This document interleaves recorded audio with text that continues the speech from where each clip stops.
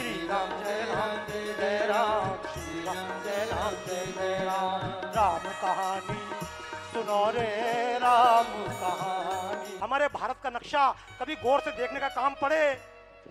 श्रीलंका का रहने वाला रावण, उत्तर प्रदेश में अयोध्या, लेकिन अयोध्या के इतनी पास में रावण के आतंकवादी तब भी बैठे थे। अयोध्या के पास में बक्सर, जहां पर सिद्धाश्रम है, वहां ताड़का बैठी हुई थी, वहां मारीच बैठा हुआ था, वहां सुबाहु बैठे हुए थे। ये जिसको आप कहते हैं सतना, ये पूरा हिस्सा दंडकारण्य था। इस दंडकारण्य में लोग बैठे हुए थे। जिसको कहते हैं नासिक से लेकर पंचवटी, पूरे हिस्से में खरदूषण बैठा हुआ था। रावण ने बाली से संधि की हुई थी।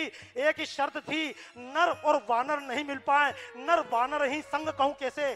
कई कथा भई संगति जैसे। रावण को मालूम था जिस दिन मनुष्यों की शक्ति और नीचे दक्षिण के वानरों की शक्ति मिल गई, उस दिन रावण का राज्य टिक नहीं पाएगा। इसलिए रावण ने सिस्टम बनाया था, राक्षस प्लस वानर। दक्षिण भारत को उत्तर भारत से काट दिया था। ये कहानियां पढ़े तो याद रखिएगा। विंध्याचल पर्वत रोज उठता जा रहा था। विंध्याचल पर्वत इतना ऊंचा उठ गया कि सूर्य को निकलने में दिक्कत होने लगी। इसका मतलब क्या है? देश में खाई बन रही थी उत्तर और दक्षिण के बीच में। अगस्त ऋषि प्रतापी ऋषि थे, क्योंकि रावण ने इतने लोग बिठा दिए थे। कोई भी ऋषि तप करेगा, हवन करेगा, कुछ भी करेगा। आज भी आतंकवादी शहरों पे हमला नहीं करते हैं। जबलपुर में हमला नहीं करेंगे, डिंडोरी में करेंगे, उसके आगे जाकर करेंगे। वो झारखंड के रांची में हमला नहीं करेंगे, रांची के अंदर वनवास में जाकर उनको कब्जा करेंगे। रावण जानता था अगर वनवास को कब्जे में कर लिया, इस देश के वनवासियों को कब्जे में कर लिया, इस देश के नेचुरल रिसोर्स के कब्जे में कर लिया, शहर वाले कितने दिन तक मुकाबला करेंगे? रावण की पूरी तैयारी थी। अगस्त ऋषि जब निकले विंध्याचल पर्वत के पास से, विंध्याचल पर्वत सम्मान में झुका। अगस्त ऋषि ने उसको लांघा और कहा, बेटा जब तक मैं लौट कर ना आऊं झुके रहना। इसका मतलब क्या था? अगस्त जैसे प्रतापी ऋषि गए, इस देश में ऊंचाई बढ़ना बंद हो गई। तब से ऋषि दक्षिण में जाना प्रारंभ हुए। राम दक्षिण में गए। आप तो कल्पना करो, मैं तो कई बार यही कल्पना करता हूं, जब राम चित्रकूट जाकर इतने दिन रह लिए और रह लेते तो क्या दिक्कत थी? हमारे जितने कथाकार राम के नाम पर जी रहे हैं, सुबह से शाम तक टीवी पर। आज सुबह मेरा भी कार्यक्रम आ रहा था, टीवी वाले भी डरते हैं, बाबा क्या पता क्या बोल दे। मैंने कहा बाबा कुछ भी बोलेगा लेकिन रामायण के बाहर नहीं बोलेगा, इस देश के खिलाफ नहीं बोल सकता है। इस देश में तो हमको सिखाया गया छात्र हैं, आंदोलन कर रहे छात्र हैं। मैंने कहा देश के खिलाफ बोलने वाला ना महिला है ना छात्र है। जो भारत को गाली दे वो आतंकवादी मात्र है।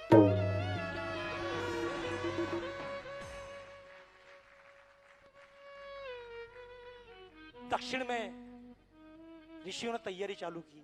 मतंग ऋषि, शतंग ऋषि, सुतीक्ष्ण ऋषि। अगर राम चाहते तो राम चित्रकूट रहे, राम 10 साल और चित्रकूट रह जाते तो काय का रावण, काय का खतरा। राम की कथा करेंगे, राजनीति की बात मत करो। राजनीति की बात नहीं, हम तो राम के भगत हैं। अरे राम ने जीवन में राजनीति के अलावा किया क्या? सीता ने भी कहा था राम से, राम धनुष क्यों लेकर चल रहे हो?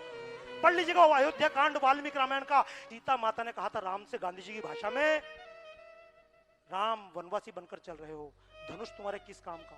राम ने कहा क्षत्रिय धनुष इसलिए धारण नहीं करते, हमको किसी की हत्या करनी है। क्षत्रिय इसलिए धनुष धारण करते हैं किसी दीन की हमको आर्त पुकार सुनाई ना दे, इसके लिए क्षत्रिय धनुष धारण करते हैं। राम के नाम से कायरता सिखाने के अलावा हमने किया क्या है? यही कारण है राम के गीत रहे, लेकिन राम का देश खंड खंड होते आया। आइए एक बार संकल्प लेना है। मैं तो कई बार इस बात की कल्पना करता हूं, राम जब निकले चित्रकूट गए, नीचे निकल गए, और दक्षिण में हमको तो सिखाते ना, रावण ने सीता का हरण किया इसलिए राम ने रावण को मारा। नहीं, जब राम गए थे दक्षिण में मिलने के लिए, अस्थि समूह देख रघुराया, पूछा मुनि लाग कर दाया। हड्डियों के ढेर लगे थे। राम ने पूछा ऋषियों क्या है ये हड्डियों के ढेर? काहे को स्केलेटन के ढेर हीप क्यों लगे हुए हैं? ऋषि ने बताया राम तुमको समझाए क्या है? ये राक्षस आते हैं, यज्ञ भस्म करते हैं, हमारे गुरुकुलों को तहस नहस कर देते हैं, हमारी बहन बेटियों को उठा ले जाते हैं, और जो कोई इनके खिलाफ बोलता है उसको चबाकर उसकी हड्डियां एक जगह इकट्ठा करते हैं। मैं तो कई बार कल्पना करता हूं वो हड्डियां इधर उधर क्यों नहीं फेंकते थे, वो हड्डियां एक जगह इकट्ठा करते थे। आज भी ISIS के आतंकवादी किसी को मारते हैं तो उसकी मुंडी दिखाते हैं, हमने काटा, खुद ही मारते हैं, खुद ही उसके HD वीडियो शूट करके डालते हैं। क्यों? हमारा आतंक बने। राम को भी चुनौती थी, या तो बेटा वापस लौट जाओ, लेकिन नहीं, राम लौटे नहीं। सीता का हरण तो बाद में हुआ, राम ने उसी समय सकल मुनिन के आश्रम जाए जाए सुखदीन और निश्चरहीन करो मही भुज उठाए प्रण की।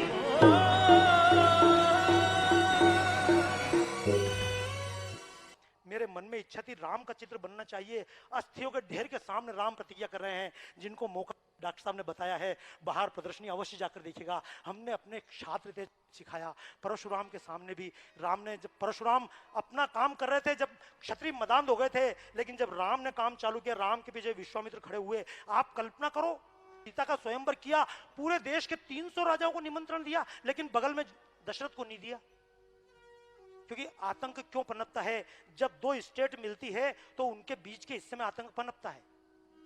भिंड मुरैना गवाह है, इधर राजस्थान है, इधर मध्य प्रदेश है, इधर उत्तर प्रदेश है। उत्तर प्रदेश में गोली चलाई और निकल के राजस्थान की सीमा में खड़े हो गए। अब कर गिरफ्तार, परमिशन ले क्या? ASP से। राजस्थान में गोली चल रहा, उत्तर प्रदेश में खड़ा हो जाता था। अरे जनकपुरी के राज्य के बीच में और इस राज्य के बीच में वहीं आतंक पनप रहा था। विश्वामित्र गए, राम लक्ष्मण दे दो। दशरथ ने कहा, राम लक्ष्मण, राम देत नहीं बनत गोसाई, बापे की संतान है, कैसे दे दूं? सेना लेकर चले जाओ। मैं खुद सेना लेकर चलता हूं।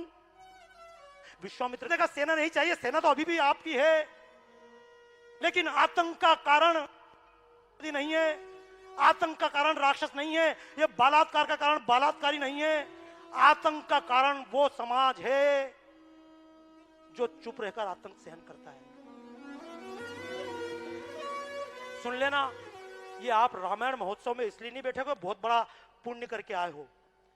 इस रामायण महोत्सव में जिंदा बैठकर मेरी कविता पे ताली इसलिए बजा रहे हैं कि जिस दिन भारत का विमान अपहरण होकर गया था, उस दिन आप उस विमान में सवार नहीं थे। आप उस दिन अमेरिका के विमान में सवार होते तो आज आप यहां नहीं बैठे होते। अगर संकट मोचन के सामने थाली लेकर खड़े होते उस समय जब बम फटे, तो आप निपट गए होते। आप यहाँ जिंदा इसलिए नहीं बैठे, बहुत बहादुर हैं आप। जिंदा इसलिए बचे हुए हैं क्योंकि उन आतंकवादी घटनाओं में आप बच गए, लेकिन कब तक बचे? कल मौत आने को ही है तेरे भी द्वार, कल मौत आने को ही है तेरे भी द्वार, क्या होगा बहाने से यूं आंसुओं की धार, फैल रहा है जहां में ये जो पापाचार, इसका है प्यारे सिर्फ एक उपचार, कि दादाओं से बड़ा दादा बन मेरे यार, चाकुओं के आगे तू निकाल तलवार, बंदूकों के आगे प्यारे बम फोड़ तू, और जिंदगी जो चाहे कायरता छोड़ तू, पापियों से प्राणों की तू मांग मत भीख, पापियों से प्राणों की तू मांग मत भीख, जीना है तो पापियों का खून पीना सीख, जीना है तो पापियों का खून पीना सीख, जीना है तो कि राम ने ना हाथ सूर्य के आगे पसारा था, राम ने ना हाथ सूर्य के आगे पसारा था, कृष्ण ने भी राम को ना युद्ध में पुकारा था, जिसकी लड़ाई उसको ही लड़ना पड़ेगी, पुरखों का नाम तो बना सिर्फ सहारा था, उठा तीर चक्र मार पापियों को तू, उठा तीर चक्र मार पापियों को तू, राम कृष्ण की भी थी यही तो तकनीक, जीना है तो पापियों का खून पीना सीख, जीना है तो पापियों का खून पीना सीख, जीना है तो। और संत, हमको संतों की परिभाषा भी ऐसी सिखाई, अहिंसा परमो धर्मा, जैसा कल महाराज जी ने बोला, हिंसा धर्म हिंसा तथे उच्चत, आधी लाइन ही गायब कर दी ना, क्या कर लेंगे हम? संत कैसे होते हैं जो हमको पीटना सिखाएं? नहीं, संत हमारे परशुराम जैसे होते हैं। विश्वामित्र के सामने राम ने भी कहा था, महिला है हाथ कैसे उठाऊं, फिर हुआ ना, इशरत को मार दिया, वो तो लड़की थी, इशरत को, अरे लड़की नहीं थी, आतंकवादी थी। जो भारत के टुकड़े टुकड़े होने के नारे लगाए, छात्र नहीं है। जो देश को तोड़ने की बात करे, वो महिला मात्र नहीं है, ये सब आतंकवादी मात्र है। जब तक इस धारा पर नहीं चले, राम के गीत गाते रहना, राम के मंदिर तोड़वाते रहना। संत हमारे परशुराम जैसे होते हैं, दानवों के रक्त से दानवी पाप धोते हैं, सिद्ध बुद्ध अंगुली मालों को संत बनाते हैं, ढोंगी खुद डूबते औरों को भी डूबोते हैं। कृष्ण का बेटा है तो बजा दे पांचजन्य, कृष्ण का बेटा है तो बजा दे पांचजन्य, सीख आदि अधूरी तू गांधी की ना सीख, जीना है तो पापियों का खून पीना सीख।